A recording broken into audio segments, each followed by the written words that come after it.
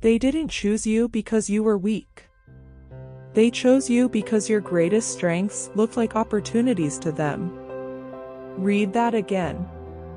The very qualities that make you kind, compassionate, patient, loving, are often the same qualities a narcissist quietly learns to exploit.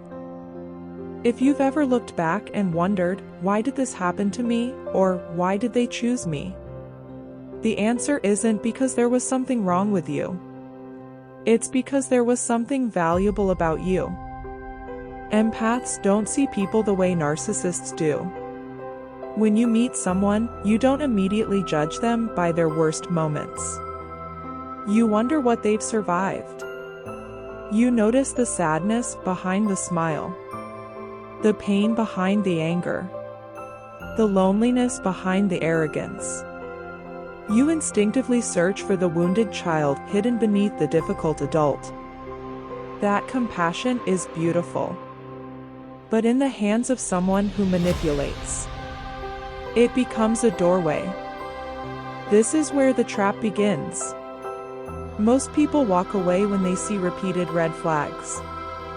An empath slows down instead. They ask questions. They offer patience. They believe understanding can heal what love alone cannot. You don't just see who someone is today. You imagine who they could become tomorrow. And that hope keeps you standing in places where other people would have already left. A narcissist notices this almost immediately. Not because they're impressed by your kindness. Because they recognize its usefulness. They study people.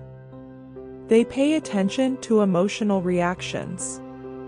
They notice who sets boundaries and who keeps making exceptions. They quickly learn that your forgiveness has very few limits. That your empathy makes you question yourself before questioning them. That your heart keeps searching for explanations instead of protection. Read that again. They don't experience your kindness the way healthy people do. Healthy people appreciate compassion. Manipulative people calculate it. To a narcissist, your empathy isn't something to respect. It's something to access. Every second chance becomes permission. Every excuse becomes another opportunity. Every act of forgiveness teaches them they can hurt you and still keep you close. This is why so many survivors stay longer than they ever imagined. Not because they're weak.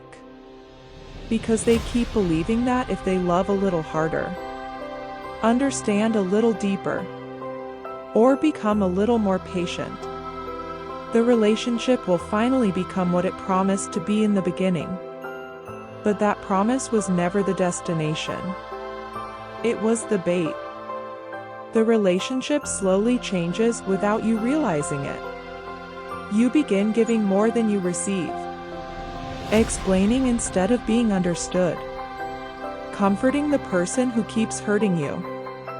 Apologizing for reacting to behavior that should never have happened. Little by little, your empathy gets turned against you. You become responsible for fixing problems you didn't create. Carrying emotional weight that never belonged to you. Protecting someone who never protected you. And because empaths naturally take responsibility, you start believing the relationship depends entirely on your ability to love better. This is where emotional exhaustion quietly takes over. You lose sleep trying to understand them. You replay conversations searching for what you did wrong. You stop asking whether they're treating you with respect, and start asking whether you've been understanding enough. That isn't love. It's emotional conditioning. The narcissist doesn't fall in love with your empathy. They fall in love with the control your empathy gives them.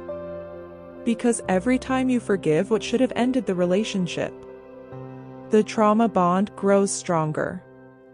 Every time you ignore your intuition, their influence grows deeper. Every time you abandon your own needs to rescue theirs, you disappear a little more. But here's the truth that changes everything. Your empathy was never your weakness. It was simply placed in the wrong hands. Healthy people don't punish kindness. They protect it. They don't weaponize your compassion. They honor it. They don't ask you to sacrifice yourself to prove your love. They meet your love with consistency, honesty, and respect. That is the difference. The goal was never to become less caring. It was to become more discerning. To recognize that compassion without boundaries becomes self-abandonment. That forgiveness without accountability becomes permission. And that love without safety becomes survival. The moment you stop confusing empathy with endless sacrifice, the entire pattern begins to break. Then you realize something that most survivors don't understand until much later. The narcissist didn't target you because you were easy to control. They targeted you because your heart was extraordinary. They simply mistook your kindness for something they were entitled to consume. It never belonged to them. And it never did.